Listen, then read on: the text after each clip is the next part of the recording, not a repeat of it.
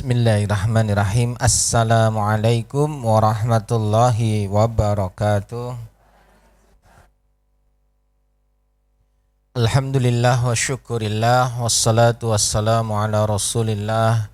Ya ayyuhalladzina amanu taqullaha haqqa tuqatih wa la tamutunna illa wa antum muslimun. Masyaallahu kan wa ma lam yasha lam yakun.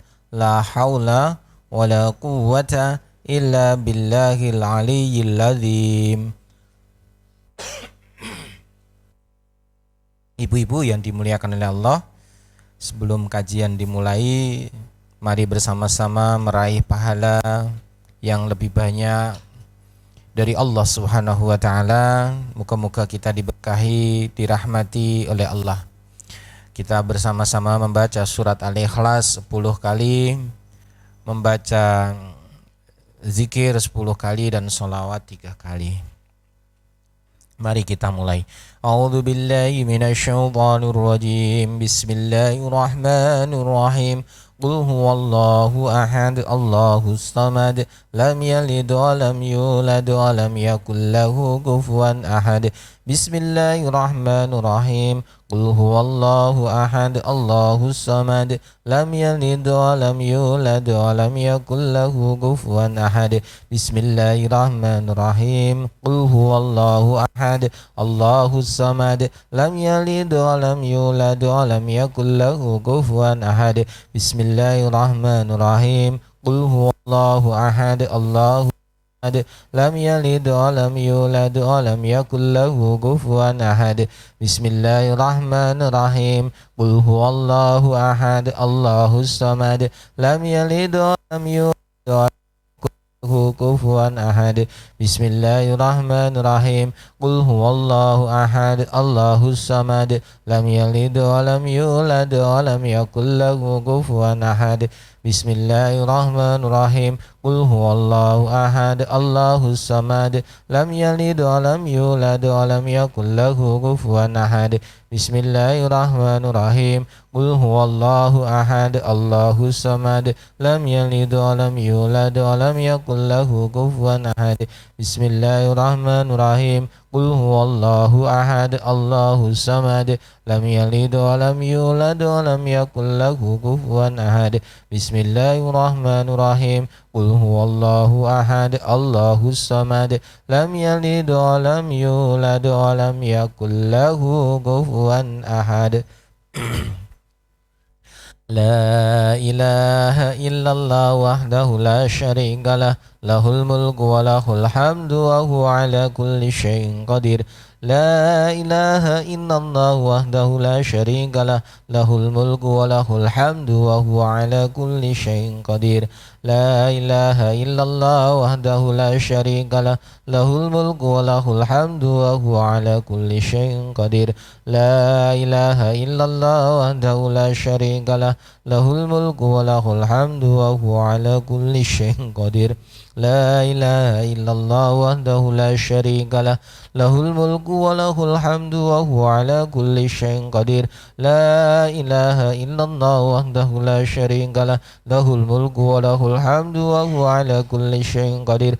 La ilaha illallah wahdahu la syarika lah, lahul mulku wa lahul hamdu wa huwa ala kulli syai'in qadir. La ilaha illallah wahdahu la syarika lah, lahul mulku wa lahul hamdu wa huwa ala kulli syai'in qadir. La ilaha illallah wahdahu la syarika lah, lahul mulku wa lahul hamdu wa huwa ala kulli syai'in qadir. La ilaha illallah wahdahu la syarika lah, lahul mulku wa lahul hamdu wa huwa ala kulli syai'in qadir. Allahumma salli ala Sayyidina Muhammad wa ala ali Sayyidina Muhammad kama sallaita ala Sayyidina Ibrahim wa ala ali Sayyidina Ibrahim wa barik ala Sayyidina Muhammad wa ala ali Sayyidina Muhammad kama barakta ala Sayyidina Ibrahim wa ala ali Sayyidina Ibrahim fil alamin innaka Hamidum Majid. Allahumma salli ala Sayyidina Muhammad wa ala ali Sayyidina Muhammad kama sallaita ala Sayyidina Ibrahim wa ala ali Sayyidina Ibrahim وبارك على سيدنا محمد وعلى آل سيدنا محمد كما باركت على سيدنا إبراهيم وعلى آل سيدنا إبراهيم في العالمين إنك حميد مجيد اللهم صل على سيدنا محمد وعلى آل سيدنا محمد كما صليت على سيدنا إبراهيم وعلى آل سيدنا إبراهيم وبارك على سيدنا محمد وعلى آل سيدنا محمد كما باركت على سيدنا إبراهيم وعلى آل سيدنا إبراهيم في العالمين إنك حميد مجيد. الفاتحة. أعوذ بالله من الشيطان الرجيم. بسم الله الرحمن الرحيم. الحمد لله رب العالمين الرحمن الرحيم مالك يوم الدين إياك نعبد وإياك نستعين اهدنا الصراط المستقيم صراط الذين أنعمت عليهم غير المغضوب عليهم ولا الضالين آمين. Ya Allah, Allahumma ya Allah ya Arhamar Rahimin, ampunilah dosa-dosa kami ya Allah, ampunilah dosa kedua orang tua kami ya Allah, ampunilah dosa pasangan hidup kami ya Allah, ampunilah dosa anak-anak keturunan kami ya Allah, ampunilah dosa teman dan sahabat kami, ampunilah dosa keluarga dan kerabat kami, ampunilah dosa guru-guru kami, ampunilah dosa para pemimpin kami, ampunilah dosa semua kaum muslimin dan muslimat, mukminin dan mukminat yang masih hidup maupun yang sudah wafat ya Allah. Ya Allah, jadikanlah keluarga kami sakinah, mawaddah, warahmah, menjadi keluarga yang kaya raya, berlimpah dan penuh berkah, anak-anak yang saleh dan salehah. Ya Allah, anugerahkan kelak kepada kami semua husnul khatimah, mendapatkan syafaat di yaumul qiyamah, dan Engkau masukkan kami ke dalam jannah. Amin ya Allah, ya Allah ya Arhamar Rahimin. Alhamdulillah. Minum dulu, Bu.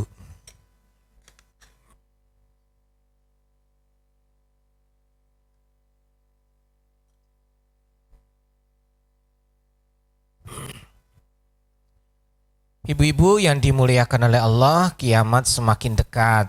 Kiamat itu ada dua, yang kecil dan yang besar. Kiamat itu ada dua, kiamat kecil dan kiamat besar. Bahasa Arabnya kiamat besar, kiamat kubro. Kiamat kecil namanya kiamat sugro, bukan sukro ya. Itu kacang atum. Sugro kecil, kubro besar. Dua-duanya sama-sama dekat.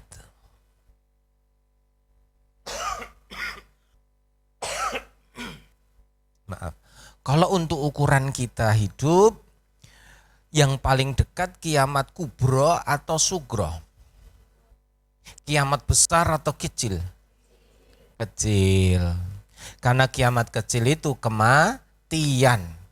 Saya ulangi, kiamat kecil itu adalah mati. Kematian itu kiamat kecil. Berpisahnya kita dengan dunia dan seisinya.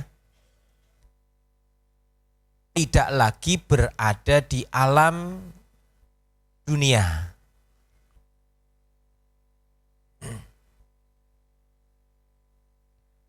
Kiamat kecil itu pasti terjadi.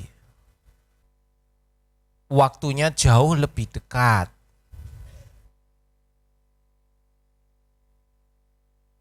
Saya ulangi ya Bu, jadi kiamat kecil itu pasti terjadi dan waktunya jauh lebih dekat dibanding kiamat kubro, kiamat besar yang juga pasti terjadi, namun waktunya ya relatif masih panjang dibanding umur kita.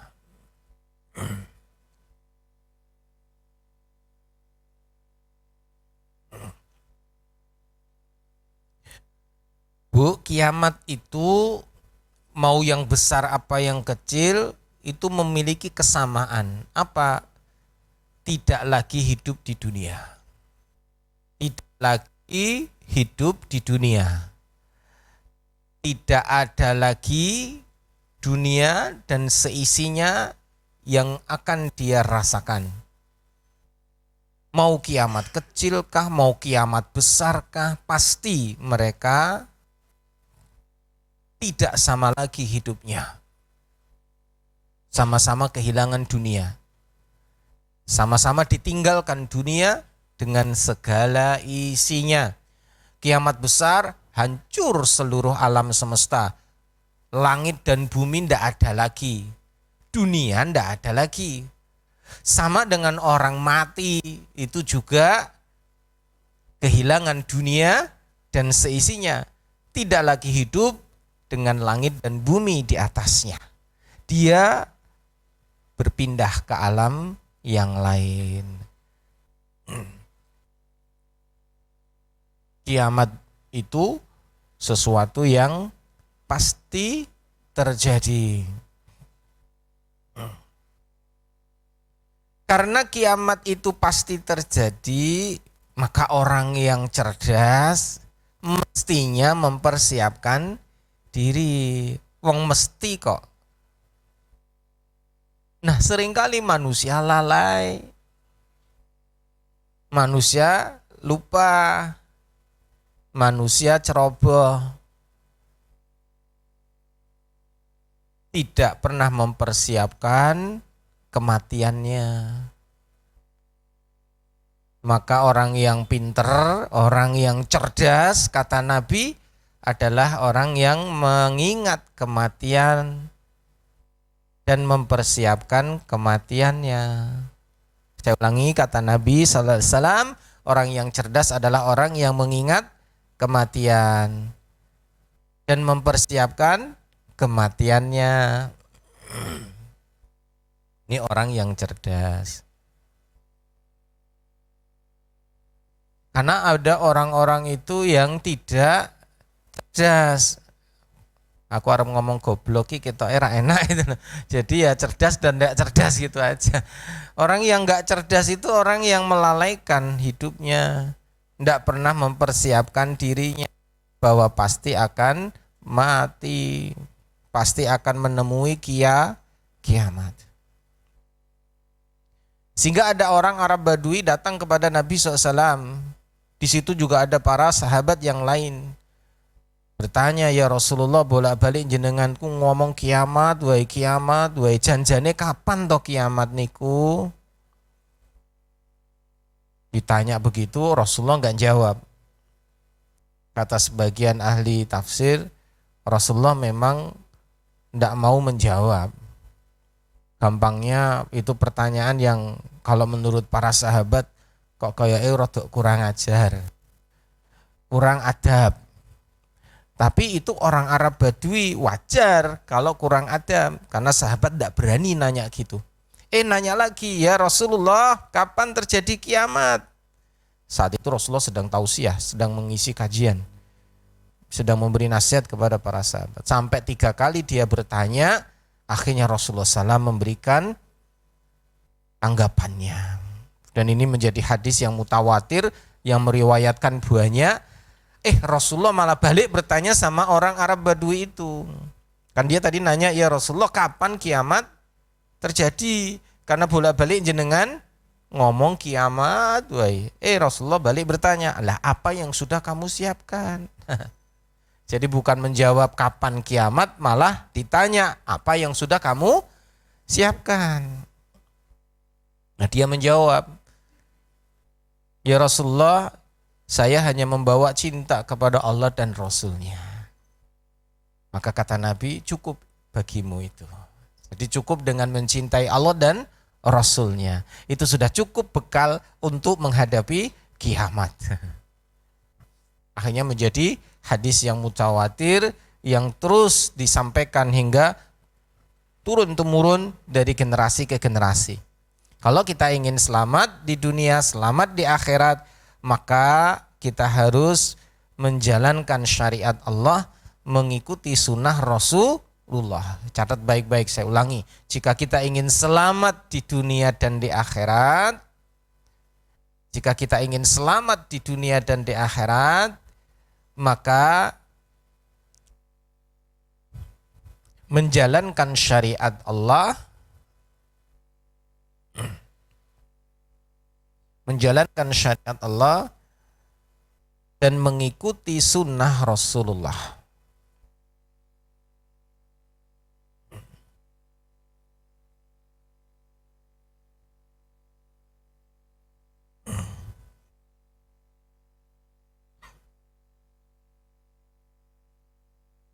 Itu jaminan ya Bu, karena Rasulullah sebelum wafat beliau berpesan kepada umatnya untuk berpegang teguh kepada dua hal. Jika berpegang teguh kepada dua hal ini, insya Allah selamat dunia, selamat akhirat. Yaitu berpegang kepada Al-Quran dan As-Sunnah. Menjalankan syariat Allah, menghidupkan sunnah Rasulullah. Insya Allah selamat. Maka di akhir zaman ini banyak orang yang lupa dan lalai untuk mempersiapkan bekalnya. Baru nanti setelah mati baru tersadar. Saya ulangi ya, baru setelah mati tersadar. Ternyata selama ini aku hanya tidur. Di dunia ini hanya tidur. Karena terbangun saat sudah mati. Saya ulangi.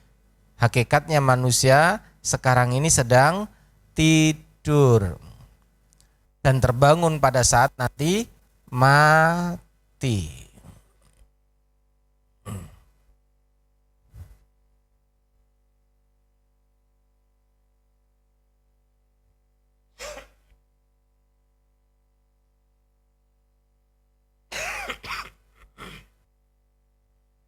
Kenapa mati ini menyadarkan orang dari tidurnya yang panjang di dunia?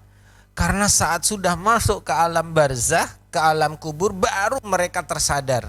Loh, jebule selama ini yang dia miliki tidak ada yang dia bawa. Selama ini yang diperjuangkan gak ada yang dia bawa. Selama ini yang menyayanginya juga gak ada yang ikut dia bawa. Ternyata bangun sendirian. Yang berguna apa? Apa Bu? Saya ulangi, yang berguna apa? Ulangi, yang berguna apa? Amalnya. Ibu bisa menjawab ya, karena ibu ngaji.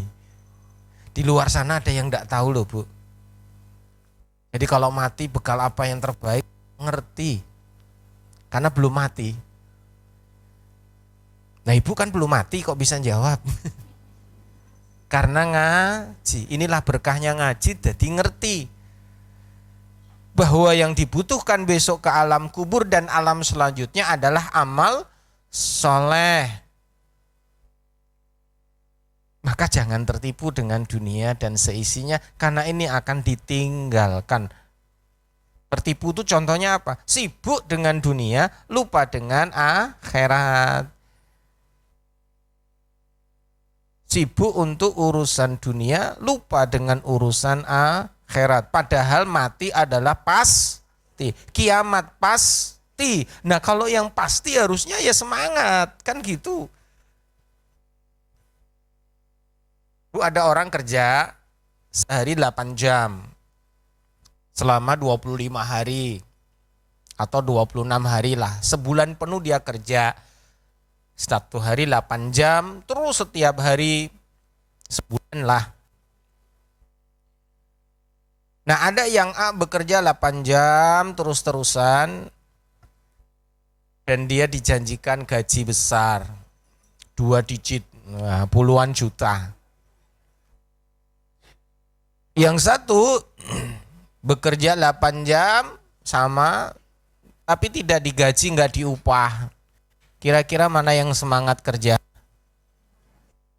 Yang digaji atau yang tidak digaji? Yang digaji, bahkan dijanjikan kalau kamu bisa memenuhi target dapat bonus. Kira-kira kerjanya semangat nggak? Harusnya jam 4 sore udah pulang, dia nambah lemburan. Kenapa? Bonusnya besar dan dijanjikan dan benar-benar terjadi. Maka orang yang semacam ini pasti semangat karena yang dijanjikan benar adanya dan sesuatu yang pasti akan dia dapatkan, yaitu berupa salary atau upah atau gaji. Nah yang satunya ndak ada janji, wis pokoknya kerja, ya ben sehat lah daripada nganggur. Terus entuk apa? Ya mbuh lah, pokoknya kowe kerja men sehat ngono wae. Kira-kira semangat gak? Ya ndak semangat, gak dapat apa-apa. Dapat lemburan ya ndak, upah apa lagi? Ya orang gak semangat. Karena dia melakukan sesuatu yang ndak pasti. Aku kerja nggak dapat apa-apa kok. Nah yang satu kerja ada kepastian, ada harapan. Nah masalahnya orang udah tahu mati itu pasti, akhirat itu pasti, tapi orang nggak mau melakukan amal soleh. Padahal sesuatu ini pasti. Kenapa orang nggak mau melakukan? Ya karena nggak ngaji. Nah ibu ngaji ini untuk apa toh? Mencari bekal wis ngono wae. Nggo golek sangu. Kone ditakoki bojone. Kan ning ndi mah wayu men ngono kuwi. Jawabannya aja ngaji meneh. Golek sangu ngono. Lho golek sangu apa? Tak critani yo, Pak. Jadi aku iki arep karo kanca-kanca golek sangu. Sangu ning akhirat. Wonten Bu. Supaya apa? Selamat dan gitu. Jadi izinnya saiki ora mangkat ngaji, izinnya golek sangu. Sangu ning akhirat. Karena tujuan kita hidup di dunia ya untuk mendapatkan banyak sangu, bekal supaya selamat di perjalanan selanjutnya. Karena dunia mau ditinggal kok. Bu, kalau orang nggak ingat akhirat, akhirnya ingat apa? Dunia itu sudah pasti dan itu sudah otomatis, namanya sunatullah. Orang kalau lari dari sesuatu akan mendekat kepada sesuatu yang lain, betul?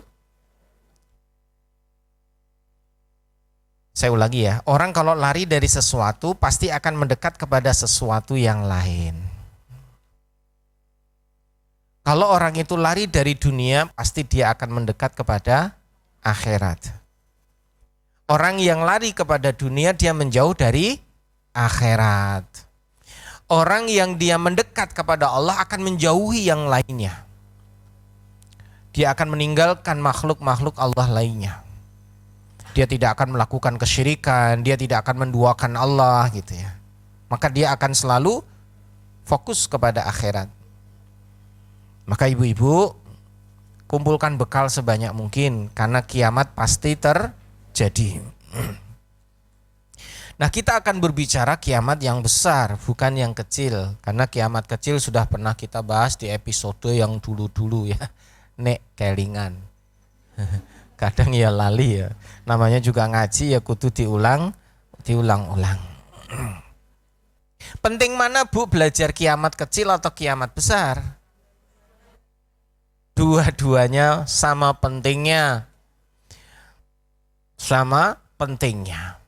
Tapi kalau melihat skala prioritas, maka mempelajari kiamat kecil jauh lebih utama.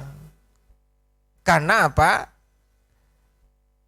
Karena lebih dekat dengan kita dibanding kiamat yang besar. Wong kiamat besar masih jauh dan enggak menangi istilahnya ngoten lho. Jelas.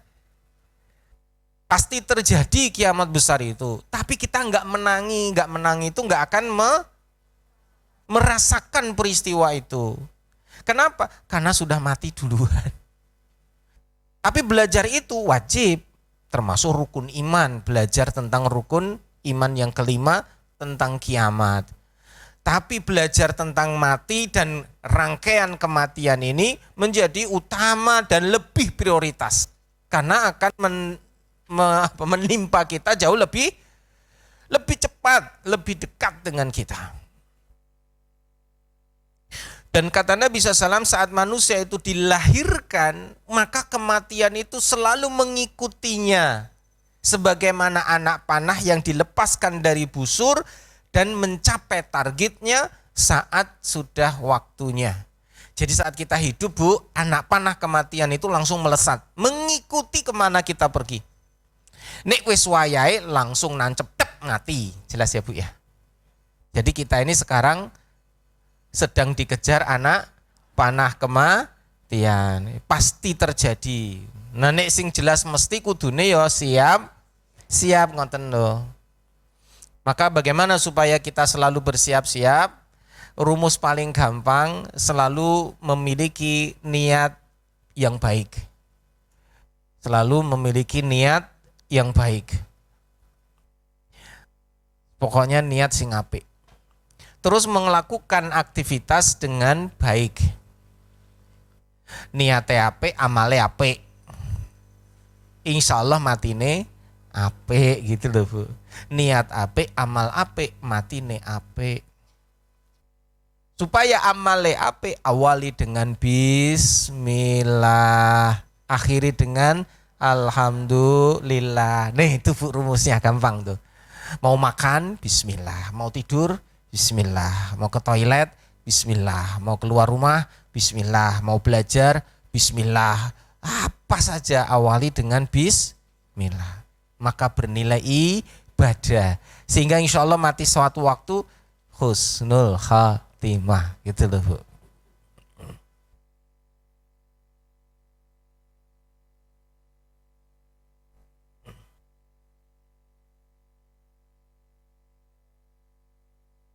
Maka ibu-ibu kalau kita lagi suntuk, kalau kita lagi bete, bad mood, rasane sumpek, rasane dodone sempit, rasane urip ki wis cupet, bingung, maka obatnya adalah ingat mati. Insya Allah nanti langsung berubah. Kenapa? Karena sumpek dan lain sebagainya itu tidak akan lama. Wong sedih longkas mati, sumpeknya hilang ra? Halo? Hah? Hilang ra? Yo hilang, wong mati. Wis ra bakal ngrasake sumpek meneh, susah meneh. Wis pokoknya ingat mati. Dan juga sebaliknya saat kita merasakan nikmat dan sampai mungkin kita lupa dengan kenikmatan itu menjadikan kita ya gampangane jadi males ibadah, maka juga harus ingat mati bahwa nikmat itu juga nggak akan lama. Gampangnya apa? Mau nikmat itu nggak akan lama. Mau susah musibah juga nggak akan lama. Maka hidup dunia itu ya sabari, syukuri, nikmati. Syukuri, nikmati, sabari.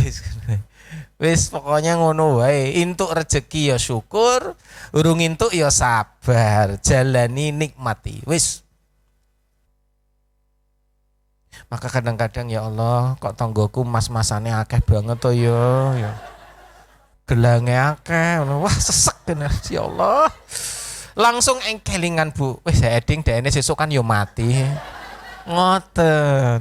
Mas-masane ra bakal melu. Ya Allah Gusti. Wah, mobile anyar tanggoku expander edian tenane ya ta. Langsung kelingan mati. Oh iya ding mati ra digawa ngoten lho Bu. Wis, pokoknya digawe simpel daripada sesek. Tanggane nambah sugih ora nambah damai malah nambah sumpek. Wah, wis. Ada enggak yang begitu? Ada Bu, tangganya dapat nikmat, wah dia susahnya minta ampun. Merasa tersaingi. Baru dhewe ngono expander ya. Wah, kita beli HRV. Waduh, atau CRV. Wah, baru ganti Alphard. Wah, apa meneh? Wah, tambah ranggenah. Jangan berlomba-lomba dengan dunia. Karena nggak akan pernah habisnya. Maka berlomba-lombalah dengan akhirat. Sehingga ada ungkapan Bu, kalau aku nggak bisa mengalahkan dia dengan urusan dunia, maka aku harus mengalahkan dia dengan urusan akhirat gitu Bu. Contoh, orang-orang kafir itu kan kaya-kaya, sugih. Ketoke kok hebat-hebat, top-top hebat, luar biasa. Urusan dunia mereka mengalahkan kita, betul? Maka tanamkan jiwa kita, urusan dunia aku memang kalah, tapi urusan akhirat ojo nganti kalah.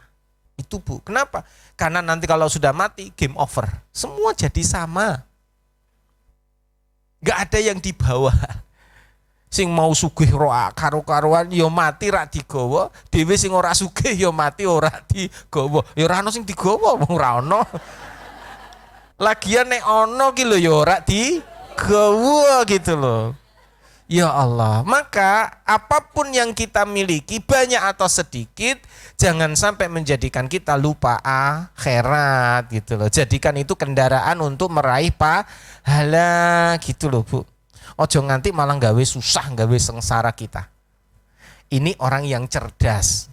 Ya jangan sampai dunia ini mengalahkan akhiratnya hingga akhirnya lupa. Bekalnya masih kurang. Maka tadi catat baik-baik, kalau aku tidak bisa mengalahkan dia dalam urusan dunia, maka aku harus mengalahkan dia dengan urusan akhirat. Dia tidak sholat, oh aku kudu sholat. Raposo, aku kudu poso. Dia tidak baca Quran, no aku maca Quran. Dia tidak ngaji, aku ngaji. Itu Bu, kalahkan mereka. Supaya kita tahu betul bahwa nanti kalau saat mati, ya kuwi mau sing yang digawa, ya amal-amal kita tadi yang harus kita bawa. Maka insya Allah kita aman, selamat dunia, selamat di akhirat gitu loh Bu. Ojo nganti kita ini lupa. Maka pesan saya ya Bu, karena aku itu selalu mengingatkan ya ibu-ibu ya, karena wong wedok ki ngono kuwi. Saiki tukang duane ya nggih engko balik ki wis was ngubeng meneh. Bojone iki lho balik ra nggo dhuwit ribut. Wis. Pamane saiki musim PHK, musim kabeh angel, kabeh larang. Wah, wis. Isine mung mumet dase jarine. Wah, repot. Nah, kalau kita punya iman, kalau kita punya takwa, santai Bu. Hidup ini sudah dijamin. Sudah diapain? Dijamin. Rezeki itu pasti, mati juga pasti. Wis rasa ribut. Tinggal jalani saja, nikmati saja. Maka kalau kita terlalu berlebihan dengan dunia, ingat mati. Kalau kita lagi kesusahan dengan kehidupan dunia, ingat mati. Wong ora bakal suwi. Kita misalkan sakit ya ndak lama. Kalaupun nanti mati, ya wis rampung bar. Makanya kalau ada orang yang sakitnya lama tiba-tiba meninggal, itu harusnya alhamdulillah sudah tidak merasakan sakit dan susah lagi. Jadi kita harusnya bersyukur. Dia telah digugurkan dosanya oleh Allah Ta'ala di dunia. Kan kita pernah belajar toh Bu, kalau orang mendapatkan sesuatu yang tidak nyaman, jika orang beriman mendapatkan sesuatu yang tidak nyaman, hakikatnya dia sedang digugurkan dosa-dosanya. Meskipun tertusuk duri, itu Allah sedang menggugurkan dosanya. Maka kalau ibu sakit, disabari, itu tanda Allah sayang menggugurkan dosa-dosa kita. Enak mana Bu dosa kita gugur di dunia atau nanti dipertanggungjawabkan di akhirat nanti? Ya enak di dunia wis hilang, sesuk wis wah dosaku ternyata wis entek. Daripada besok di sana aduh dosane akeh. Isin Bu. Malu loh kita ini nanti kalau saat di sana bawa banyak dosa. Maka kalau kita pingin ya besok pulang kepada Allah wis dosane entek. Selain habis dosanya diganti dengan kebaikan. Alhamdulillah. Saya ulangi ya Bu. Ada dua orang yang mendapatkan nikmat dari Allah. Yang pertama dosa itu digugurkan. Ya wis gugur hilang tok. Nah, yang kedua ini istimewa. Selain dosanya digugurkan, diganti dengan pahala. Dapatnya double. Dosane hilang entuk pahala. Nek iki dosane tok sing ilang, ning ora entuk apa-apa. Wis dosane ilang ngono tok. Lah ini dosane ilang entuk pahala. Maka persiapkan kematian kita dengan baik, karena kiamat yang sangat dekat dengan kehidupan kita itu akan terus mengejar kita. Ibu ndak usah fokus dengan mati kapan ora usah. Wis pokoknya fokusin ning amal soleh. Karena kita mikir mati ki ya mumet, wong ora ngerti yo dipikir. Aku mati kapan ya sesuk po yo. Aduh. Saya pernah mengajar tentang mengisi kajian tentang tanda-tanda kiamat. Ini nanti yang akan kita bahas juga. Saat saya menceritakan tentang kiamat dengan segala peristiwanya, termasuk tanda-tanda kiamat yang sudah sangat-sangat semakin dekat, itu ada yang nyeletuk bapak-bapak. Apalagi habis selesai pengajian jadi salami malah ngomong senengani meden-medeni mas. Gitu. Jadi bapak ini mendengarkan kajian sekian lama itu kesimpulannya wedi. Senengane meden-medeni gitu. Jadi bapaknya udah sepuh banget gitu ya, nyalamin saya sambil bilang senengane meden-medeni. Jadi memang menceritakan tentang peristiwa-peristiwa kiamat memang peristiwa-peristiwa yang mendebarkan dan menakutkan. Yes, memang begitu. Ya. Dan memang menakutkan. Hanya saja jangan sampai peristiwa-peristiwa akhir zaman yang kita pelajari ini membuat kita kemudian kendor atau malas atau malah stagnan tuh nggak ngapa-ngapain. Kayak orang yang di Pucang Gading, seorang ibu-ibu WA saya yang sering saya ceritakan. Ustadz tolong suami saya diruqyah. Loh kenapa Bu? Karena suami saya ini nggak mau kerja. Tiap hari adanya di rumah terus, nggak mau kerja. Barusan dia berhenti kerja, resign dan nggak mau kerja. Loh kenapa Bu? Karena dia habis belajar tentang akhir zaman lewat YouTube. Ternyata kiamat semakin dekat, akhirnya dia ndak mau kerja. Kalau ditanya kok ora kerja nopo? Kiamat wis cedhak ngono. Itu beneran Bu, kisah nyata ini. Ibu-ibu di Pucang Gading protes karena suaminya gara-gara belajar tentang kiamat akhir zaman, akhirnya jadi takut kerja. Lah ngopo kerja wong sesuk arep kiamat. Sama aja dengan kita ngopo dadak bangun rumah wong sesuk kiamat. Nopo dadak anake sekolah wong sesuk kiamat. Wis nek ngono ya ngopo kowe mangan wong sesuk kiamat. Aduh. Iki nek ngaji ora tuntas. Karena Rasulullah udah bersabda kepada sahabatnya, jika di tanganmu ada sebiji kurma dan besok pagi itu terjadi kiamat, maka tanamlah. Lu bayangkan tuh. Padahal sesuk isuk ki kiamat, punya biji kurma itu bukan untuk dibuang, kon nandur. Lah padahal sesuk kiamat toh. Lah arep tukul kapan? Terus nek tukul sapa sing arep menikmati wong sesuk kiamat? Ternyata apa pesan moralnya? Rasulullah mengajarkan sahabat tetaplah beramal. Cari pahala meskipun besok itu kiamat. Dan saya selalu menyampaikan ada orang lomba lari maraton atau balap sepeda.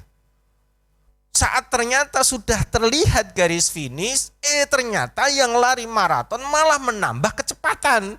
Bukan malah ngelokro, males, mandek. Alah wis ketoki males. Sopo wis ketok.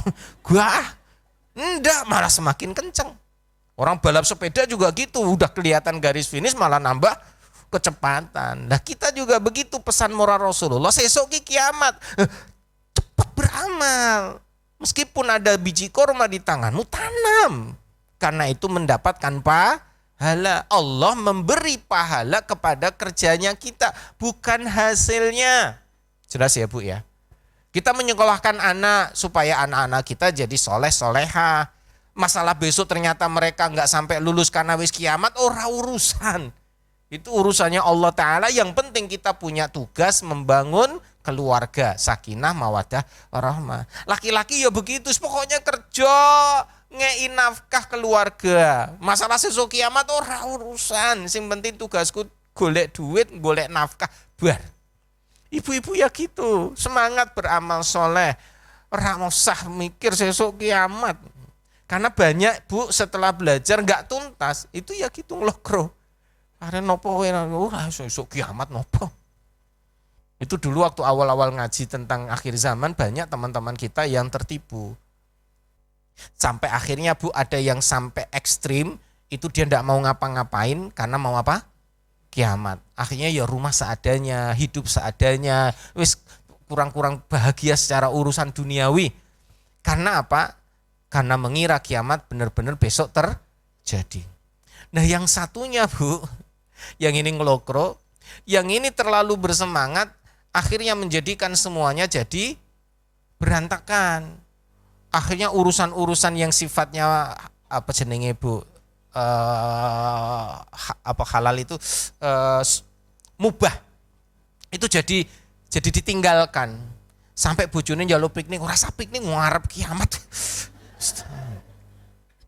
Sampai Arab jahlu opo ki lho sing enak-enak wis kiamat. Jadi saking ekstrimnya tuh sampai meninggalkan itu semua. Nah, ada di antara dua-duanya ini akhirnya putus asa, balik meneh urip koyo biasane. Kenapa? Karena setelah belajar tentang tanda-tanda kiamat, belajar tentang akhir zaman dan tahu bahwa kiamat semakin dekat, ternyata ditunggu-tunggu ora kiamat. Akhirnya apa? Wah, males. Ternyata ora teko-teko. Jari Imam Mahdi arep teko ndi ra ono. Jari Dajjal lu arep metu ndi ra ono. Tiwas aku ngenten-ngenteni suwe alah. Akhirnya yang ekstrim-ekstrim ini belajar ndak tuntas. Akhirnya apa? Balik meneh. Balik apa? Seperti yang dulu. Yang awalnya udah semangat, akhirnya ngelokro meneh. Akhirnya biasa-biasa meneh. Wis ra gelem ngaji meneh. Apa? Alah paling Dajjal meneh bosen. Ora teko-teko. Dan ini beneran loh, Bu. Jadi kalau ketemu sama saya Ustadz Farid, alah paling Dajjal meneh rasa mangkat, paling Dajjal meneh.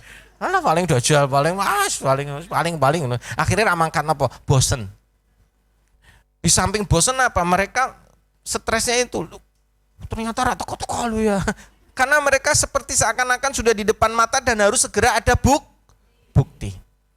Dan orang yang stres tadi ini, Bu, belajar akhir zaman tentang kiamat ternyata nggak jadi-jadi, itu juga dialami para sahabat. Kenapa? Karena Rasulullah SAW itu sering menyampaikan tentang peristiwa-peristiwa akhir zaman. Sebagian sahabat ono sing bosen. Sampai ngomong, ya Rasulullah kenapa sih ngomong kiamat wae. Sampai ada yang protes yang kedua, ya Rasulullah kenapa setiap khutbah engkau menyinggung tentang Dajjal lagi.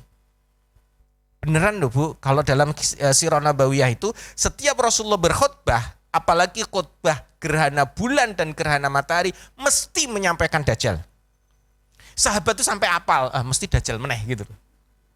Tapi sahabat senior itu takzim sama Rasulullah nggak pernah protes. Yang protes itu yang ya sing ngono-ngono kae. Dan itu sampai riwayatnya mutawatir sampai ke kita. Kenapa? Berani protes sama Nabi. Ya Rasulullah kenapa sih engkau setiap khutbah menyampaikan tentang Dajjal lagi. Apa jawaban Nabi? Setiap Nabi dan Rasul, berarti sejak Nabi Adam, sampai sekian ratus ribu Nabi dan Rasul itu selalu menyampaikan Dajjal kepada umatnya. Saya ulangi ya, Bu, kata Nabi SAW, setiap Nabi dan Rasul itu menyampaikan tentang Dajjal kepada umatnya. Padahal Dajjal nggak terjadi di zaman mereka. Nah, aku adalah Nabi yang paling banyak dan paling sering menyampaikan Dajjal untuk umatnya. Karena Dajjal akan terjadi terhadap umatku. Jadi Rasulullah wajar kalau menyampaikan lebih sering karena Dajjal akan turun di akhir zaman untuk umatnya. Dan mengingatkan terus. Sampai mungkin orang-orang pada bosan. Nah, ada satu peristiwa, Bu, Rasulullah sangat senang datang di Madinah seseorang yang bernama Tamim Ad-Dari radhiyallahu an. Tamim Ad-Dari ini agamanya Nasrani. Dia seorang pelaut. Dia membawa 30 anak buah kapal. Jadi di dalam kapal itu bersama Tamim Ad-Dari kurang lebih 30 orang. Terjadi badai di lautan. Tamim Ad-Dari ini agamanya apa tadi? Nasrani, dia bukan Muslim. Dia pelaut dari Arab. Membawa 30 orang berada di kapal. Di tengah lautan terjadi badai yang sangat besar. Singkat cerita, badai itu membuat mereka terdampar di sebuah pulau. Jadi bukan mereka itu menepis, enggak, karena ada badai mereka terdampar. Terdampar itu berarti ya tidak disengaja, pokoknya selamat di sebuah pulau. Bukan keinginan mereka ke pulau itu. Nah, saat di pulau itu mereka terkejut karena pulaunya lebat luar biasa. Lebat itu penuh dengan pohon-pohon besar, penuh dengan hutan lah gampangnya. Nah, ternyata saat mereka terdampar di hutan ini atau di pulau ini, ternyata ada penjaganya. Ada suara yang menggelegar sangat besar, dicari kemana-mana ndak ada. Ternyata di depan mereka ada binatang raksasa. Nih perhatikan, Bu. Nama binatang ini Al-Jassasah. Siapa namanya? Al-Jassasah. Dia bukan manusia, bukan jin, tapi binatang. Binatang ini bisa bicara. Namanya siapa tadi? Al-Jassasah. Al-Jassasah itu artinya bahasa Indonesianya mata-mata. Bahasa Indonesianya itu mata-mata. Jasus.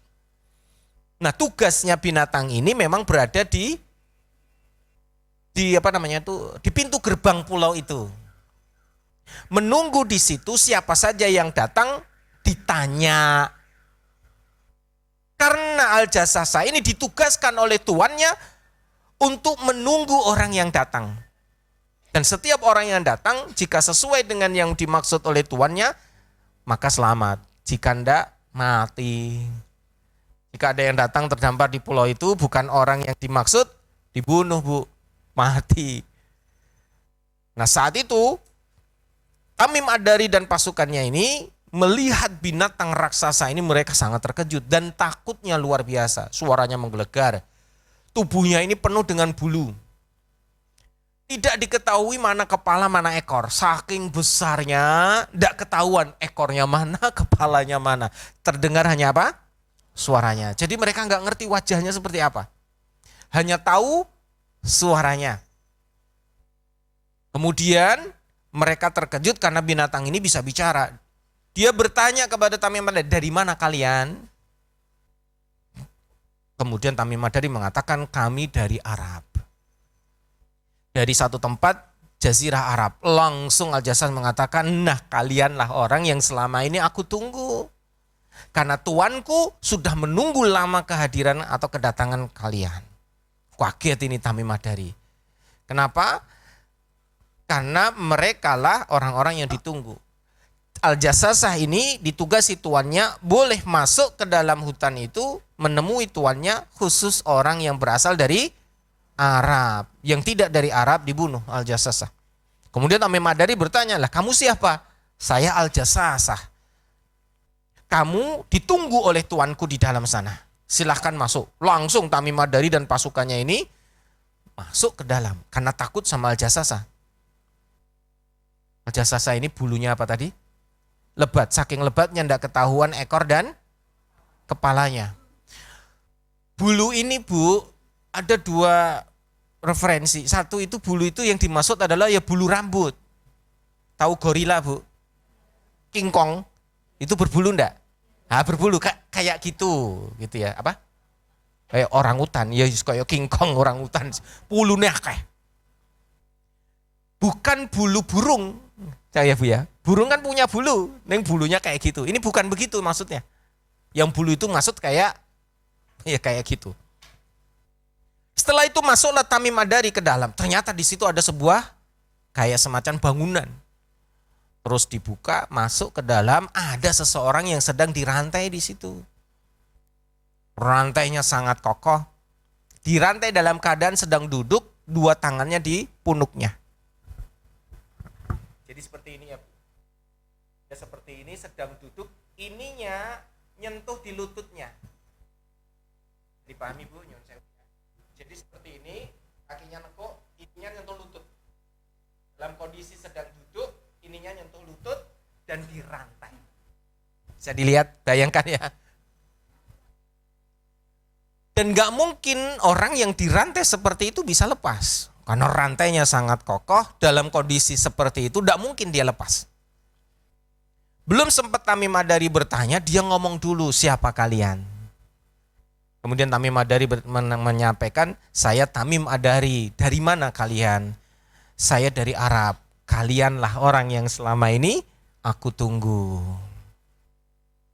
Dan dia langsung banyak bertanya, belum memperkenalkan dirinya. Tamim Ad-Dari ditanya terus, jawab terus. Kemudian Tamim Ad-Dari ditanya, kamu dari mana? Dari Arab. Kalianlah yang aku tunggu. Aku ingin bertanya kepadamu, apa yang kamu ingin ketahui, kata Tamim Ad-Dari. Yang pertama aku bertanya tentang kebun kurma di Baisan. Catat baik-baik, Bu.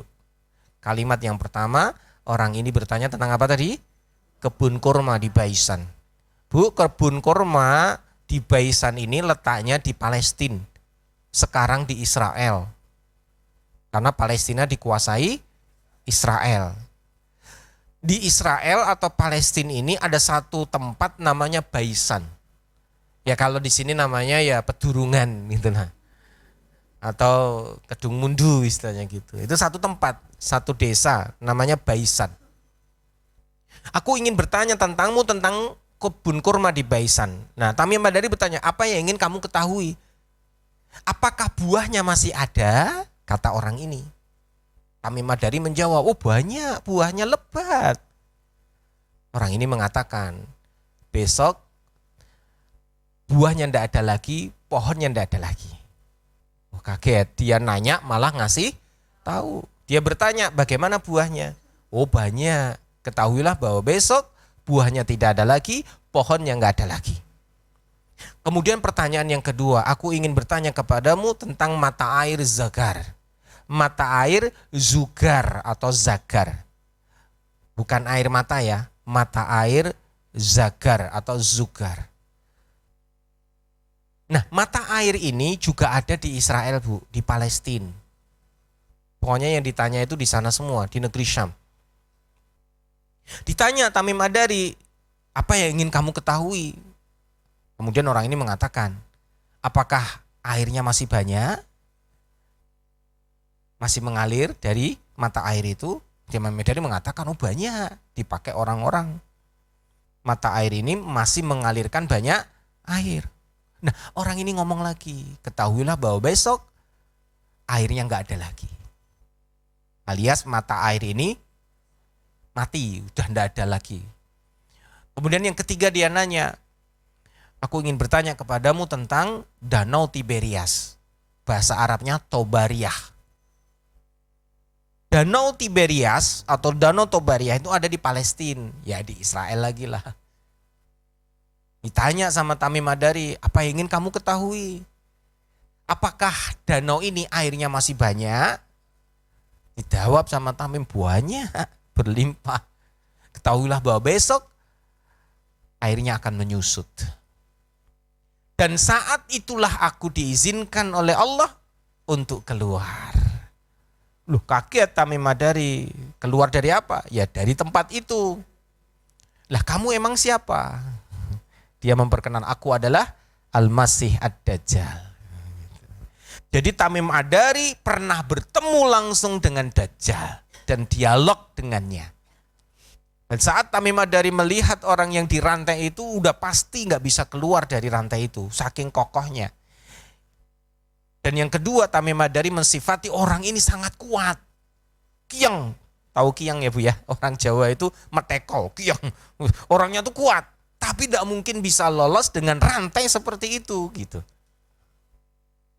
Ternyata dia memperkenalkan diri di akhirnya itu adalah, aku adalah Dajjal. Nah terus dia bertanya lagi sama Tamim Ad-Dari. Tadi 3 pertanyaan ya. Pertanyaan yang keempat, apakah di tempatmu, kan dia dari mana tadi? Arab. Sudah muncul seorang nabi? Nah ini Bu, penting ini nomor 4. Dijawab Tamim Ad-Dari, ada. Dia bernama Muhammad. Tadi dia agamanya apa Bu? Nasrani. Tapi dia tahu bahwa di Jazirah Arab sudah ada nabi yang bernama Muhammad. Nah ditanya sama Tamim Ad-Dari, apakah Muhammad nabi itu dimusuhi oleh kaumnya? Nah ini tandanya kalau benar nabi dimusuhi enggak sama kaumnya? Oh iya, dia dimusuhi. Bahkan mau diapa? Dibunuh. Maka kata Dajjal berarti dia nabi yang benar, nabi yang ditunggu. Maka saya punya pesan kepadamu, kembalilah kamu ke sana, maksudnya kembalilah ke Arab dan ikutilah dia. Karena dia nabi yang benar. Padahal dia siapa tadi? Dajjal. Karena dia telah mendapatkan banyak jawaban dari Tamim Ad-Dari, maka dia memberikan oleh-oleh hadiah. Apa? Sebuah nasihat. Kamu pulang, ikuti orang itu karena dia nabi yang benar. Selesai percakapan. Jadi tanya tentang apa tadi? Kebun kurma Baisan, apalagi? Mata air Zagar, Danau Tiberias atau Tobariyah, dan tentang nabi yang diutus. Sudah muncul belum? Jawaban Tamim, sudah. Apakah dia dimusuhi kaumnya? Iya. Maka saran saya, kamu nanti pulang ke sana, ikuti dia. Karena dia nabi yang benar. Padahal dia Dajjal. Oleh-oleh, gampangannya aku bisa ngasih apa? Kamu udah ngasih info bagus buat saya, ini tak kasih ini aja gitu. Apa yang terjadi Bu? Setelah itu Tamim Ad-Dari dan seluruh krunya naik kapal pulang ke Arab. Sampailah di Madinah. Setelah sampai di Madinah, Tamim Ad-Dari menceritakan kisah ini. Pertemuan dia dengan Al-Jassasah, binatang yang bisa bicara, dan bertemu dengan Dajjal yang akan benar-benar muncul di akhir zaman. Dengan ciri-ciri yang disebutkan tadi. Akhirnya Rasulullah saat mendengar cerita Tamim Ad-Dari, padahal dia Nasrani loh. Dan sesuai dengan apa yang disampaikan Rasul kepada para sahabat, ciri-ciri Dajjal ya seperti itu. Dan apa yang disampaikan oleh Dajjal ya memang benar seperti itu. Karena Rasulullah pernah menyampaikan akan terjadi peristiwa di akhir zaman seperti ini, seperti ini, seperti ini. Sama. Akhirnya Rasulullah SAW mengentakkan tanah dengan tongkat beliau. Dia mengatakan, hadhihi Taibah. Ini adalah Madinah. Kota yang tidak akan pernah dimasuki oleh Dajjal. Apa yang kamu sampaikan tentang Dajjal itu benar. Dan Rasulullah bahagia, senang, sampai gembira. Kenapa? Selama ini beliau bercerita tentang Dajjal. Sampai tadi loh, para sahabat apa? Bosen. Dan ternyata ada orang datang memberi kesaksian. Ketemu langsung sama yang diceritakan. Kira-kira Rasulullah senang enggak? Senang sekali. Selama ini cerita dikira dongeng. Selama ini cerita dikira imajinasi. Padahal beneran ada. Kok datang orang memberitahu? Aku wis ketemu ya Rasul. Rasulullah senang banget. Berarti selama ini yang disampaikan Rasul benar adanya.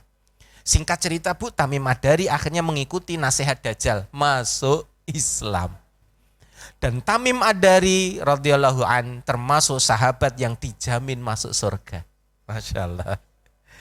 Akhirnya beneran Bu, sampai akhir hidup beliau memang beliau ahli surga. Tamim Ad-Dari awalnya orang Nasrani. Gara-gara ketemu Dajjal ya. Ketemu Dajjal, dikasih nasihat, dia ikut nasihat, akhirnya masuk Islam.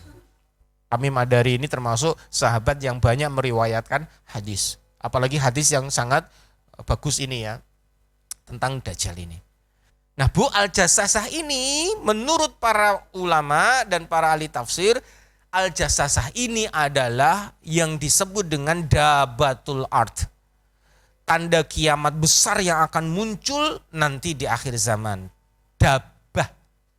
Dabatul Ard. Ard itu bumi. Dabah itu binatang yang melata. Karena nanti di akhir zaman setelah matahari terbit dari barat, muncul namanya Dabah. Dabatul Ard. Ciri-ciri Dabatul Ard ini seperti yang disampaikan oleh Tamim Ad-Dari. Al-Jassasah tadi. Atau mata-mata tadi. Kata Nabi SAW, dabah ini atau Dabatul Ard ini akan muncul 3 kali. Akan muncul 3 kali. Dengan suara yang besar, aumannya yang sangat keras, menggelegar, sampai membuat orang-orang kafir itu ketakutan, berlarian. Dengan kondisi tubuh yang sangat besar dan menakutkan. Sehingga orang itu pada takut lah. Dan tidak diketahui mana kepala, mana ekor, saking lebat bulunya. Dan saking besarnya, tidak tahu. Jadi dasin di buntutnya diraketok. Besar luar biasa. Nah Al-Jassasah yang akan keluar di akhir zaman, atau dabah ini yang akan keluar di akhir zaman, itu punya tangan. Tangannya membawa tongkat Nabi Sulaiman, tongkat Nabi Musa dan cincin Nabi Sulaiman. Jadi dabah ini besok memegang tongkat Nabi Musa dan cincin Nabi Sulaiman. Ini menandakan Al-Jassasah punya apa? Punya tangan gitu loh. Nah, kalau dia modelnya ular ya ora duwe tangan. Nek modelnya manuk ya ora duwe tangan. Sing duwe tangan ya kayak model King Kong. Enggak bisa membayangkan, saya pengen ketemu sama Jassasah. Kayak apa ya Allah Gusti. Karena biasanya Bu, para ustadz-ustadz akhir zaman tuh kalau menceritakan gini kadang-kadang pingin melihat sendiri. Ya kayak Rasulullah tadi loh Bu, selalu menceritakan tentang Dajjal, kok ada orang yang cerita, seneng enggak?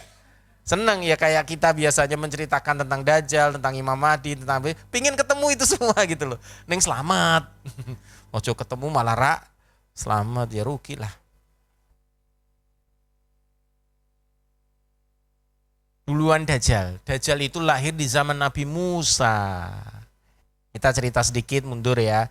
Bu, manusia tertua yang saat ini masih hidup sesuai hadis Nabi adalah Dajjal. Dajjal itu udah 3000 tahun lebih umurnya. Karena lahir di zaman Nabi Musa alaihissalam. Orang manusia kedua yang umurnya panjang namanya Nabi Isa alaihissalam. Umurnya udah 2022. Karena sekarang kita tahun 2022, kita hidup di kalender Masehi. Manusia paling lama Dajjal. Yang kedua Nabi Isa alaihissalam. Yang ketiga, ini dalilnya juga tidak jelas, tapi sering kita dengar, ya kita percayai setengah-setengah aja lah, yaitu Nabi Khidir. Karena Nabi Khidir itu hidup di zaman ke zaman. Konon katanya sampai sekarang Nabi Khidir masih hidup. Allahu alam bisawab, dalilnya tidak jelas. Ya makanya kalau kita percaya ya setengah-setengah aja lah. Kalau enggak ya ada kisah-kisahnya, kalau percaya ya enggak ada dalil yang menguatkan. Sing jelas kuat adalah Dajjal dan Nabi Isa alaihissalam. Imam Mahdi enggak. Imam Mahdi kayak kita ya, tidak berumur sepanjang mereka. Imam Mahdi nanti lahir ya kayak kita di akhir zaman. Nah, Dajjal ini umurnya panjang 3000-an tahun, tapi kayak Nabi Isa enggak pernah tua. Jadi enggak pernah tua. Besok keluar ya muda. Kayak Nabi Isa besok turun di akhir zaman ya juga muda. Padahal umurnya sudah tua. Jadi memang memiliki keistimewaan tidak pernah tua. Bu, tadi ya, pulau yang dihuni oleh Dajjal, tadi kan di sebuah pulau. Para ulama itu mencari tahu. Karena konon menurut Tamim Ad-Dari itu ada di sebelah timurnya Yaman. Ada yang mengatakan pulaunya namanya Pulau Sokrota. Ibu nanti cek di Google Sokrota. Pulau Sokrota itu dikenal dengan Pulau Dajjal. Menurut sebagian ya bukan sebuah hal yang pasti enggak. Karena Pulau Sokrota ini Bu memiliki ciri-ciri seperti yang disebutkan tadi. Memang pohon-pohon di sana juga aneh-aneh. Enggak banyak kesamaan dengan pohon-pohon di luar pulau itu ya kayak kita ini. Pokoknya kayak pulau alien. Aneh lah gitu. Ada yang mengatakan Tamim Ad-Dari itu sebetulnya bukan terdampar di Pulau Sokrota yang ada di sekitar zaman itu. Justru dia terdampar di Sumatera. Malah lucu bener. Karena sesuai dengan kondisi alam, dengan buahnya pohon raksasa, dengan binatang besar itu, ono ning nggone Sumatera. Sampai Bu peristiwa ini diangkat menjadi film namanya King Kong. Tahu Bu King Kong ya? Film King Kong itu diinspirasi dari ini. Jadi ada makhluk yang besar tapi bisa bicara. Lah itu yang enggak bisa. King Kong kan enggak bisa ngomong. Ini bisa bicara. Ini keajaiban Allah Ta'ala. Dan besok enggak usah kaget ya Bu. Karena di akhir zaman nanti memang nggak sama kayak sekarang. Besok di akhir zaman yang tidak bisa bicara jadi bisa bicara. Pohon bisa bicara, batu bisa bicara, tembok bisa bicara. Bahkan nanti tali sepatu bisa bicara. Binatang bisa bicara. Makanya besok di akhir zaman itu banyak kejadian yang tidak lazim. Memang beda. Saya pernah cerita. Ada seorang yang mau lewat di jalan. Ya katakan di sono, Durungan. Penuh dengan kambing nutupi dalan, ora iso lewat. Ki kambing sapa to kira disingkirke arep lewat ra iso. Sapa sing ngangon iki? Dia teriak. Enggak ada yang jawab. Sopo iki? Enggak ada manusia yang menjawab. Ternyata tiba-tiba di kerumunan kambing itu ada yang jawab, saya yang menggembala mereka. Setelah dicari sumber suara, jebule serigala. Jadi serigala yang ngomong, dialah yang menggembala mereka. Itu nanti akan terjadi di peristiwa akhir zaman saat semua tadi bisa bicara, pohon bisa bicara. Nanti serigala itu ngangon wedhus, dia tidak menerkam kambing malah ngangon kambing. Sampai nanti ada bayi mainan ular kobra enggak digigit. Sampai bayi mainan dengan macan harimau enggak diterkam. Jadi saat nanti peristiwa binatang buas menjadi jinak dan bisa bicara. Ibu, kalau kita menangi mungkin istimewa ya. Wah, Kucingnya ngomong malah gue gila. Kucingnya ngomong malah bingung gitu ya. Ya bingung lagi ya pohon ngomong kok, bicara. Tali sepatu kita bicara. Tapi itu peristiwa yang akan terjadi hanya sebentar di akhir zaman. Karena setelah itu nanti matahari terbit dari barat, wis bar, game over semua. Maka peristiwa itu terjadi sebentar. Hanya sekitar 7 tahun saja. Yang menakjubkan lagi Bu, nanti orang-orang yang hidup di akhir zaman, kaum muslimin terutama yang masih hidup di akhir zaman bersama Nabi Isa dan Imam Mahdi itu, mereka itu mendapati peristiwa yang tidak sama kayak kita. Besok kalau ada buah dipetik itu langsung keluar lagi. Jadi misalkan kita ada pisang ya Bu, dipetik langsung pisangnya kayak neng swarga, kayak di surga. Enggak langsung tumbuh dari kecil, enggak langsung muncul lagi besar. Jadi enggak habis-habis. Jadi kalau ono kresen jikui rantai-rantai. Besok kresen dijiko metu meneh, mosok kresen ya. Yes, apel lah mungkin apa-apa. Mangga misalnya, durian kita ora.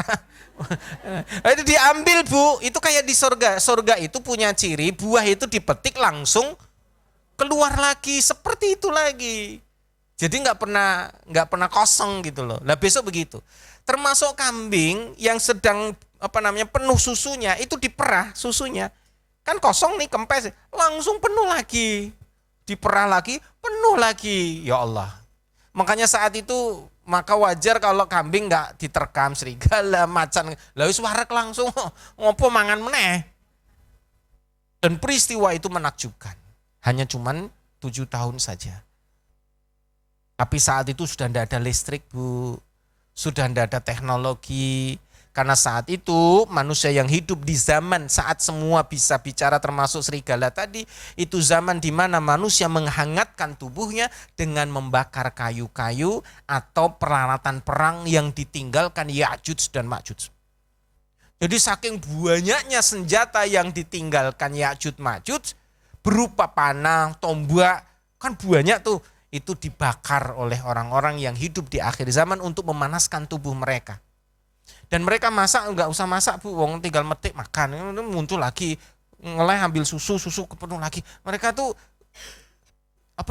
tinggal nunggu tadi Bu? Kiamat. Jadi peristiwa di zaman itu sampai orang itu fokusnya hanya ibadah tok, ora mikir dunia. Lah wong ada peristiwa Nabi Isa sama Imam Mahdi itu membagikan emas sekarung-sekarung. Di riwayat itu sekarung emas, moga Bu emas. Rumah ini diparani kayak sekarung emas. Ada yang datang ke Baitul Mal minta emas dikasih sekarung-sekarung. Sampai ada yang ditanya oleh Imam Mahdi, ada di antara kalian yang mau lagi? Enggak ada yang jawab. Tiba-tiba ada seorang pemuda mengangkat tangannya, ya Imam Mahdi saya minta lagi. Ya sudah ambil sendiri. Masuk ke Baitul Mal, dia cuma bawa baju. Emas yang ditaruh sini. Padahal dia udah dapat berapa tadi? 1 karung udah banyak. Semua orang udah dapat itu. Akhirnya dia bawa dengan bajunya ini pulang ke rumah dengan membawa emas sekarung. Sampai rumah delek-delek. Tahu delek-delek? Bingung lah terus ki gopo iki. Loh aku kok cukup meneh gitu loh. Akhirnya apa? Dia bawa lagi yang di sini tadi masukin lagi. Dia ke rumah-rumah orang untuk diberi. Kita kayak iklim rak. Wah kowe akeh gopo. Iklim rak. Dia udah keliling ke banyak, nggak ada yang mau Bapak. Akhirnya dia apa? Balik lagi ke Baitul Mal, balik ke Newai. Dan ternyata dilarang, nggak boleh, haram hukumnya, yang sudah diambil dikembalikan. Langsung pemuda ini nangis ibu-ibu. Sedihnya luar biasa. Kenapa? Dia termasuk orang yang merasa sangat menyesal, sangat merugi. Kenapa? Dia mengambil sesuatu yang tidak dibutuhkan lagi. Dan saat itu dia menyesal kenapa nggak bisa dikembalikan. Dia mau kasih ke orang nggak ada yang nerima. Loh itu buah gua apa? Saat itu Bu, orang-orang hanya fokusnya ibadah. Karena sudah jelas tanda-tanda kiamat sudah muncul, berarti kiamat sudah semakin dekat. Sing dibutuhke yo ibadah. Makan sudah disiapkan dari Allah. Tinggal metik kenyang, tinggal makan kenyang. Udah habis itu mau susu tinggal diperah ada lagi. Nggak perlu kerja. Mereka hidup hanya kalau dingin mendinginkan dengan membakar kayu-kayu yang ditinggalkan oleh Ya'juj dan Ma'juj. Karena Ya'juj Ma'juj waktu itu kan sudah mati semua. Ya, Hidup mereka hanya fokus ibadah. Baru mereka fokus ibadah, tiba-tiba matahari terbit dari barat. Habis itu Dabbatul Ad keluar. Habis itu angin lembut muncul. Sudahlah, mati semua serentak. Maka hari ini kalau kita masih fokus dengan dunia, ya wajar karena kiamat belum kelihatan tanda-tandanya. Kok tandanya wis ketok Bu, beneran orang nggak bakal lagi ngurusi dunia. Kenapa? Wis cedak karo kiamat. Yang ngopo nggawa abot-abot. Bu, orang-orang yang sudah sakarat, artinya kondisinya udah berat di saat akhir hidup, mereka tuh udah ndak mikir dunia meneh, orang mikir bondo meneh, bener ya? Yang dia pikirkan bagaimana di akhir detik-detik hidupnya bisa tetap beramal, soalnya iso sholat, iso yo zikir, pokoknya piye carane wong arep mati gawe sangu sing akeh. Ora mungkin aku tulung ya kayak duit sing akeh arep mati gitu. Ra ono. Maka ibu-ibu perhatikan ya, ini tanda-tanda kiamat yang sangat penting untuk kita perhatikan di masa depan. Yang pertama Duhon, yang kedua Dajjal, yang ketiga Isa alaihi salam, yang keempat Ya'juj Ma'juj. Ya'juj dan Ma'juj. Yang kelima matahari dari barat.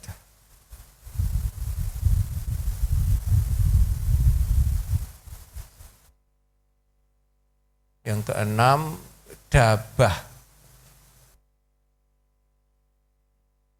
Yang ketujuh angin lembut.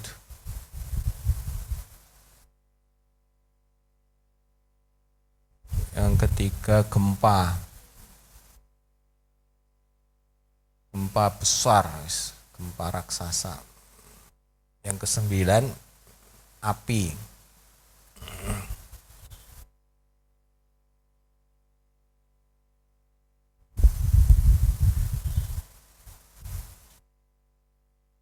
Yang ke-10 ya sangkakala.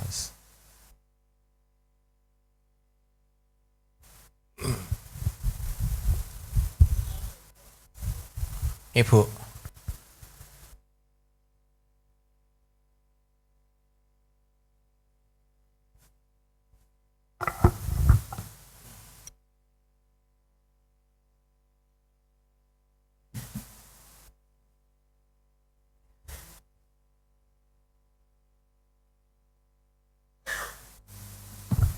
sebetulnya kalau kita belajar ini bisa jadi umur kita itu tidak panjang sampai menangi ini Bu. Tapi anak cucu kita bisa jadi menangi ini. Persoalannya anak cucu kita disebut dengan generasi Z. Generasi Z ngantuan gitu. Kan sekarang generasi, kalau yang lahir 2000 kan generasi milenium. Kalau hari ini kan generasi Z atau Z. Gen Z gitu lah. Senengane game, senengane rebahan. Jenenge kaum rebahan. Semua hanya tinggal pencet. Nah, Gen Z hari ini itu mereka banyak rebahannya. Mereka tidak banyak aktivitas fisiknya. Sehingga banyak yang lemah. Sekarang Gen Z ini diikuti oleh orang-orang lebih tua dari mereka yang akhirnya menjadikan masa depan pemuda-pemuda hari ini sangat suram. Nek awan senengane dua turu, nek bengi senengane melek. Melek nerak ning angkringan ning burjo golek wifi gratisan. Isine mung mabar main bareng, game bareng. Bar kuwi balik kesel turu, nglepus isuk sore awan. Bar kuwi tangi melek meneh sikluse kaya lawa. Enggak taunya hari berlanjut wayahe kawin urung siap. Nah, selama ini enggak pernah bersiap-siap. Sehingga banyak hari ini yang ini sudah terjadi di seluruh dunia, anak-anak muda enggak mau menikah. Di Jepang banyak yang tidak mau nikah, di Korea barusan banyak yang tidak nikah, Eropa apalagi Bu. Sehingga dikenal setelah pasca COVID ini disebut dengan kiamat seks. Apa yang dimaksud kiamakses? Artinya banyak orang yang tidak mau lagi nikah, mau lagi hubungan seks. Akhirnya lost generasi, nggak mau punya anak. Kalaupun mereka berhubungan seks, nggak mau punya anak. Kalaupun terjadi kehamilan, ya digugurkan. Ngeri, Bu. Ini akhir zaman, berarti tanda kiamat memang semakin dekat. Kalau kerusakan demi kerusakan sudah melanda di setiap muka bumi, ya tunggu saja, kiamat sudah akan semakin dekat. Bu, ini saya singkat. Saya singkat tuh artinya tidak saya kasih kanan kiri. Kalau namanya Dajjal ini nanti kalimatnya keluarnya Dajjal.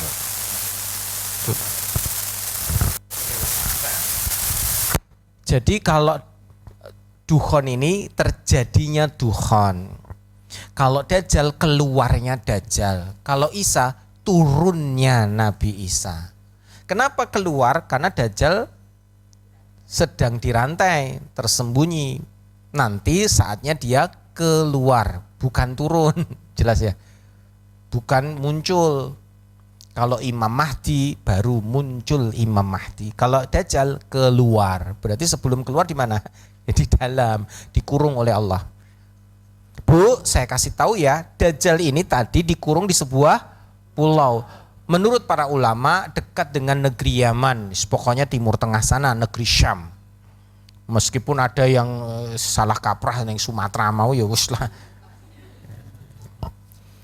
Tapi nanti keluarnya Dajjal bukan dari negeri Syam, bukan dari Arab. Tapi keluarnya Dajjal nanti di satu tempat atau satu kota, namanya kota ini berada di Iran, ibu-ibu sekalian. Yang dimaksud kota ini adalah Khurasan. Khurasan itu kayak Kedung Mundu kaya mau lah, kayak Bedurungan. Namanya Khurasan. Di Iran. Di Iran itu ada satu kota namanya Khurasan. Khurasan. Nah, Khurasan ini yang ada di Iran, ini mayoritas penghuninya adalah orang-orang Yahudi. Khurasan ini eksodus dulu dari Israel itu sampai ada yang ke Iran dan mereka membuat komunitas sendiri di Khurasan. Nah, Dajjal nanti muncul di sana.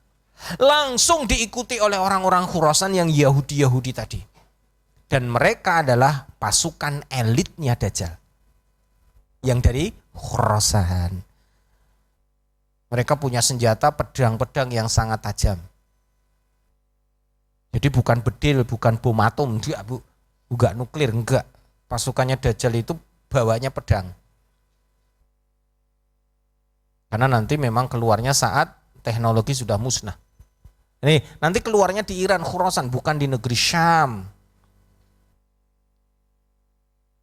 Ini, kalau Dajjal keluar, kalau Isa turun, turunnya Nabi Isa. Kalau Ya'juj Ma'juj apa? Turun, keluar, muncul, datang. Jawabannya adalah keluar. Karena Ya'juj Ma'juj itu sama dengan Dajjal, mereka dikurung oleh Raja Zulkarnain. Nah, kalau Dajjal tadi dipenjara oleh Allah, dirantai oleh Allah, dan pindah-pindah. Nah, saya ulangi ya Bu. Jadi Dajjal itu meskipun dia dirantai, duduk seperti itu tidak berdaya, tapi penjaranya itu dipindah, bukan Dajjalnya dipindah. Kan tadi ditemukannya di Yaman, kok bisa nanti di Iran? Nah, kapan jalannya? Jadi Allah memindahkan penjaranya, plus berarti sama apa? Dajjalnya. Ya kayak kita sekarang berada di di Pedurungan. Nah, Pedurungannya itu yang dipindah, maka semua yang ada di Pedurungan ikut pindah. Sama Bu, bukan Dajjalnya yang pindah, tapi penjaranya yang dipindah. Konon kabarnya Bu, Dajjal ini rantainya sudah lepas yang ada di kakinya. Jadi yang di kaki udah lepas, tinggal yang di tangannya. Siapa yang ngomong, yang paling banyak menceritakan tentang Dajjal sekarang kondisinya, itu adalah syaitan. Dalam bangsa jin, terutama jin ifrit. Karena mereka semua besok tunduk kepada Dajjal. Dan mereka takut semua sama Dajjal. Jadi jin-jin, setan-setan jin itu takut Bu sama Dajjal. Dan mereka menceritakan bagaimana Dajjal kondisinya sekarang. Sudah lepas kakinya, tinggal yang di tangan. Nanti saat tangan rantainya ini lepas, dia akan terbang dan mengelilingi dunia. Dan dia akan keluar dulu pertama di mana tadi? Di Khurasan. Diikuti oleh 70 ya, pasukan Yahudi. Khurasan. Nah, kalau Ya'juj Ma'juj itu keluar karena selama ini juga dikurung. Ya'juj Ma'juj itu juga sama ngerinya dengan Dajjal. Nek Dajjal siji tapi sudah mengerikan, Ya'juj Ma'juj kayak rakaruan. Banyak banget. Ngeri. Bagus pertanyaannya. Manusia. Ya'juj Ma'juj itu manusia yang berbeda dengan kita. Maksudnya berbeda itu piye ya? Fisiknya tuh seperti orang Mongol. Dahinya lebar, mukanya lebar, pendek gempal, sipit, dan pucat kulitnya.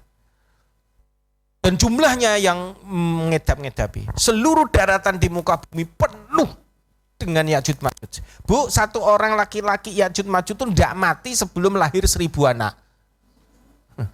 Jadi mereka itu beranak pinak kayak kelinci. Kan ada gang kelinci ya. Gang kelinci anaknya wakil. Nah, Ya'juj Ma'juj ini laki-lakinya tidak bakal mati sebelum melahirkan 1000 keturunan. Dan setiap hari mereka hidup seperti kita. Ya ada panas matahari, ada yang bercocok tanam, mereka punya peradaban sendiri. Tapi terpisah dengan dunia manusia kita. Mereka juga manusia, hidup di dunia lain. Allah alam sampai sekarang belum ada yang menemukan, tapi tanda-tandanya gerbang yang menutup Ya'juj dan Ma'juj sudah ditemukan. Karena dinding besi Bu, terbuat dari dinding besi setinggi gunung, sebesar gunung. Dipisahkan dengan 2 gunung, ini dinding besi. Nah sana Ya'juj Ma'juj, sini peradaban manusia yang kita sekarang.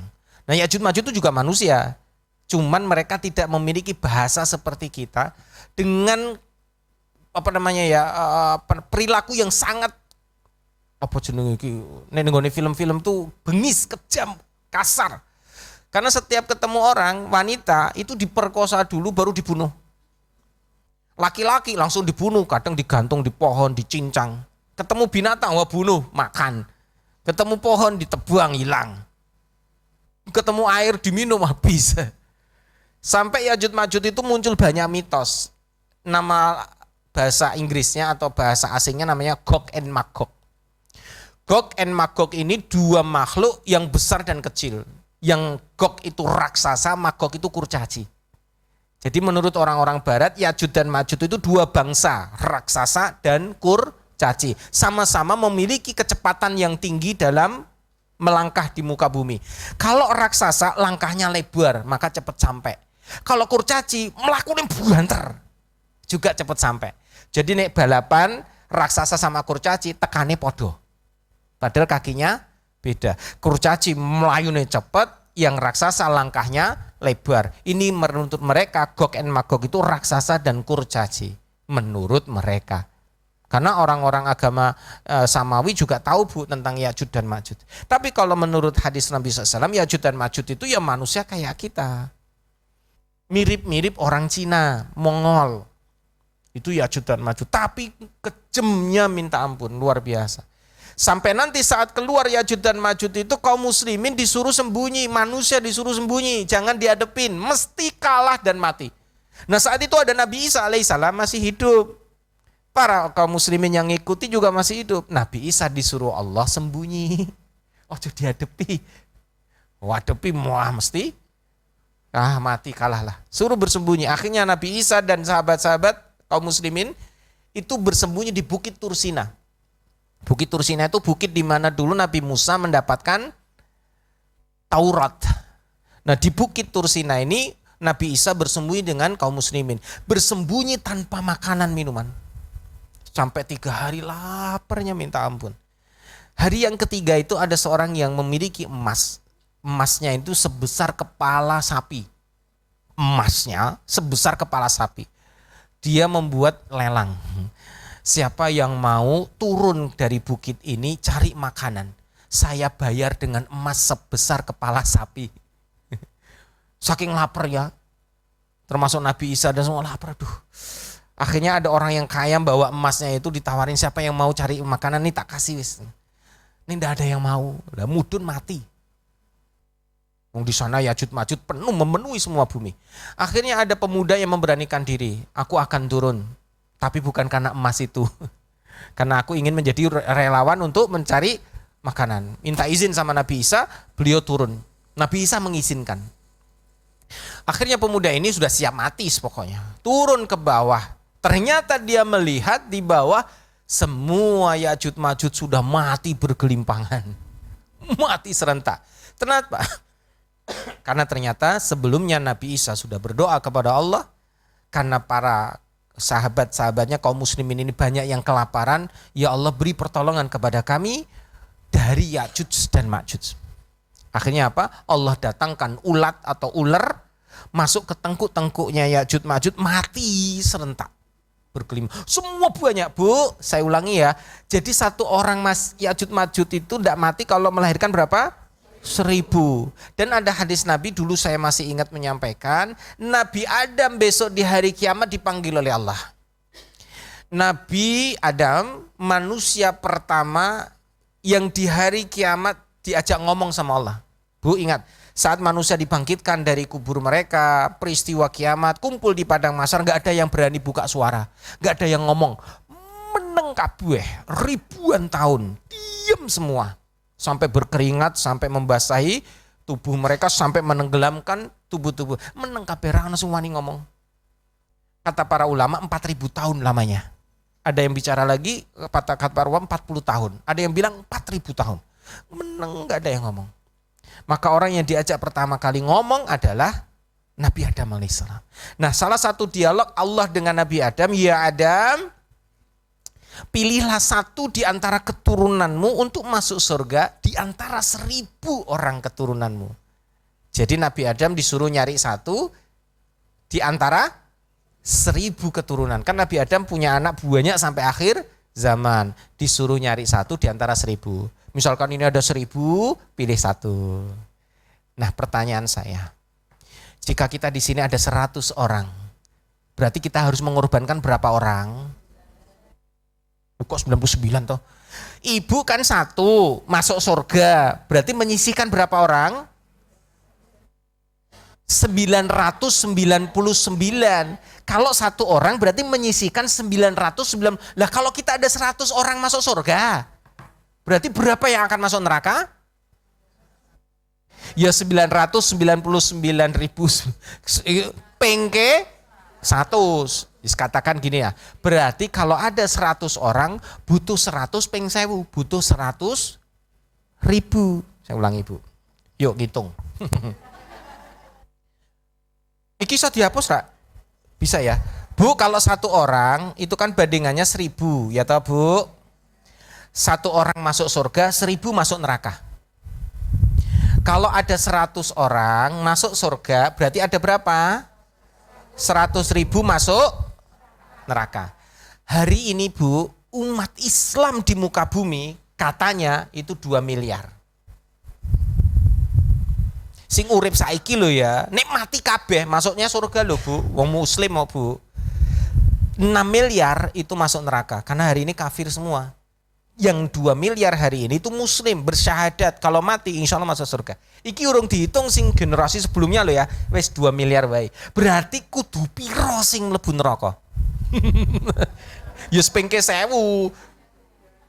Berarti ya Ji loro telu ki 1000 sik 2M 1 2 3 4 5 6 7 8 9. Betul gak Bu? Ini berarti berapa Bu? Ji loro telu miliar 2 triliun. Sekarang pertanyaan, Adam kan diminta, hai Adam, ambil satu, masukkan surga di antara 1000 keturunanmu, kan berarti manusia toh. Pertanyaannya, apakah ada manusia yang jumlahnya 2 triliun? Coba, hari ini manusia berapa? Yang hidup sekarang 8 miliar. Lah ini kok sampai triliun ki sekondi terus menungsone. Apa jawaban Nabi SAW? Bahwa nanti Allah akan datangkan kepada Adam Ya'juj dan Ma'juj. Semua Ya'juj Ma'juj masuk neraka.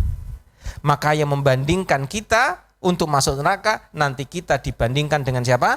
Ya'juj Ma'juj. Setiap 1000 Ya'juj Ma'juj diambil 1 kita masuk surga, Ya'juj Ma'juj 1000 masuk neraka. Masuk surga lagi 1000 Ya'juj Ma'juj masuk neraka. Berarti Ya'juj Ma'juj jumlahnya jauh lebih banyak, kita cuman miliar, mereka triliun. Makanya besok di akhir zaman kata Nabi, semua yang namanya daratan penuh Ya'juj Ma'juj. Mereka nanti masuk ke danau Tobariah tadi loh Bu, danau Tiberias. Itu semua airnya diminum habis, padahal baru separuh Ya'juj Ma'juj. Yang selebihnya rakumanan. Sampai yang di tengah itu lho, kok entah iki banyune ndi iki? Kalau diombe sing ngarep entek. Mereka ngomong begitu kata Nabi. Nah, mereka tuh nanti Bu keluar itu dari gunung-gunung Bu, dari gunung-gunung yang tinggi keluar, kayak semut keluar dari lubang mereka, semut ireng, semut angkrang, wah kayak banget. Maka saat itulah nanti manusia yang namanya Ya'juj Ma'juj ini memenuhi bumi. Wah, wis ra ono sing ngalahke, Bu. Berapa lama? Sebentar. Bukan sebentar jawabannya, sebentar tok. Jadi enggak sampai sekian tahun enggak. Bu, saya belum sampaikan ya. Setiap peristiwa ini nanti ya Bu, perjalanan kiamat ini dari sini sampai sini itu terjadinya semakin lama semakin cepat. Contoh Bu, saat nanti matahari terbit dari barat, maka besok paginya ini keluar. Habis itu langsung disusul angin lembut, orang nunggu sesuk iki. Tugas dabah itu memisahkan yang mukmin dan yang kafir. Tadi megang apa dabah? Tongkat Nabi Musa. Ketemu wong kafir, dipukul pakai tongkat Nabi Musa, tung, langsung hitam semua. Wajahnya menghitam, kulitnya menghitam. Berarti kafir. Nah yang muslim distempel pakai cincin Nabi Sumer, dahinya disempel, tung, langsung bercahaya. Nah saat itu terjadi makan bersama Bu, jamuan makan, itu orang kafir sama muslim duduk bareng, mangan bareng. Apa yang terjadi saat itu tidak lagi manggil namanya, tapi langsung manggil sebutannya, kafir, tolong jikoke. Yang kafir ngomong, muslim, tolong ambilkan. Saat itu nanti yang dipakai hai muslim, hai kafir. Bukan lagi sebut nama atau dari bangsa mana, enggak. Karena sudah terpisah. Duduk bareng, yang satu bercahaya, yang satu kafir. Kenapa? Karena orang kafir sudah tahu saat matahari terbit dari barat, mereka enggak bisa lagi taubat. Mereka enggak bisa lagi syahadat. Ya wes, game over. Maka orang yang mukmin benar-benar mukmin, yang kafir benar-benar kafir. Sudah langsung dipisah. Mana mukmin, mana kafir. Dan ini tugasnya dabah memisahkan. Kafir kayak tanda tuh ngireng, muslim tuh ya. Moga-moga kita distempel. Nek je urip. Kita tekan dukhon buh karuan iki. Nah ini ya Bu. Nah nanti saat dabah ini sudah memberikan stempel, langsung angin lembut keluar. Angin ini tugasnya apa? Mencabut tadi yang bercahaya. Yang udah distempel tadi, dicabut nyawanya semua oleh angin lembut. Angin lembut ini nanti akan mengambil orang-orang yang beriman, mati serentak. Nah ini Bu. Nah kembali ke Ya'juj Ma'juj ya Bu. Jadi Ya'juj Ma'juj itu jumlahnya sangat banyak sekali. Dan hari ini di mana? Kita enggak tahu Bu. Kita enggak ngerti di mana dia. Karena masih tersembunyi, nanti keluar di akhir zaman. Moga-moga anak cucu kita selamat semualah Bu ya. Masya Allah, beriman kepada Allah Ta'ala. Karena insya Allah peristiwa-peristiwa akhir zaman yang akan terjadi ini tidak akan memberatkan bagi orang yang beriman kepada Allah. Maka tugas kita sekarang memperbanyak amal soleh. Memperbanyak amal soleh dan bersegera beramal soleh. Kalau bisa pesan kita kepada anak-anak cucu kita, ya suruh selalu menjaga sholat. Minimal sholat dijaga.